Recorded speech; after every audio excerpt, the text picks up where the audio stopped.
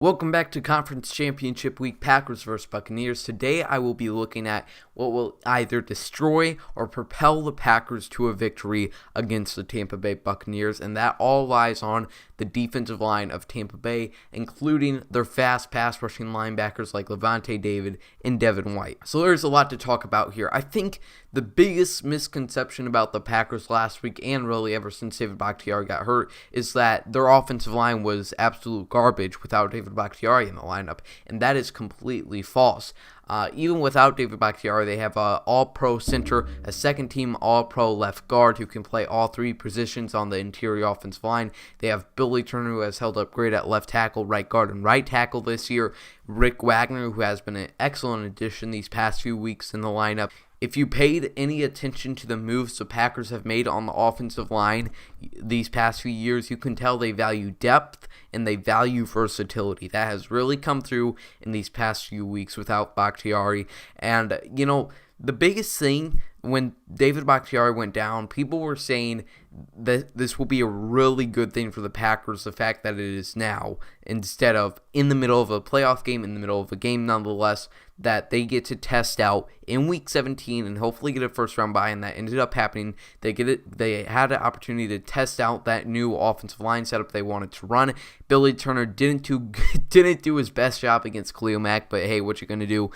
He held up really well against the Rams here. So this is still a really well-ended offensive line in Green Bay. David Bakhtiari went down in the match against Tampa Bay earlier in the year, and that was a really big problem. That goes back to what I was saying earlier. The Packers have a week to test out, see how it works. They put Rick Wagner at left tackle and moved a few pieces around that didn't end up working so well for them.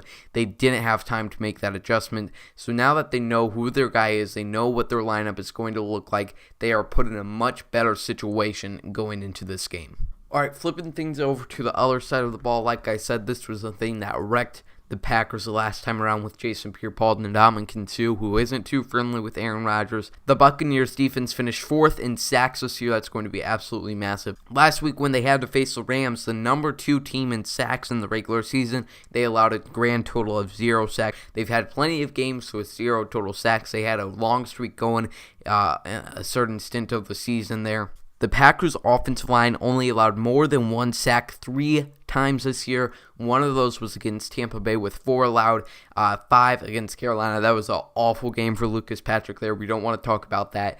But another big thing to keep a focus on for Tampa Bay is Vita Vea, who just returned from practice yesterday, returned from IR. He's been out since Week 5. He got an ankle injury against Chicago. That is a huge thing to watch. Although Elton Jenkins and Corey Lindsey held up really good against a strong Rams front, Aaron Donald, Mike Brockers, Sebastian Joseph Day, Vita Vea is going to be a tough test if he does end up playing, even if he's not 100%. And look, here's the biggest thing for the Packers.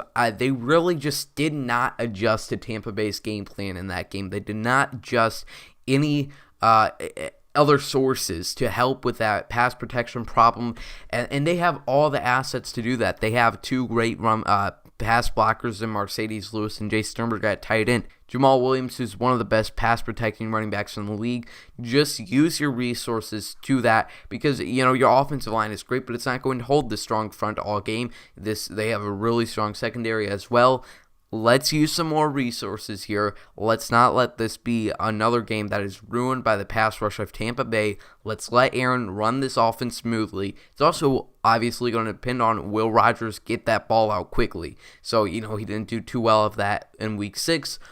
Hopefully it goes better this time and we don't have another NFC Championship heartbreak here. Thanks everybody for watching. I hope you found this as insightful and unbiased as possible if you're Buccaneers fans, because I know some people get all up in arms when I don't say the Buccaneers or the Rams or whoever we're facing aren't going to win by 30, but I'm pretty optimistic for this game either way. Thanks for watching. Go Pack Go.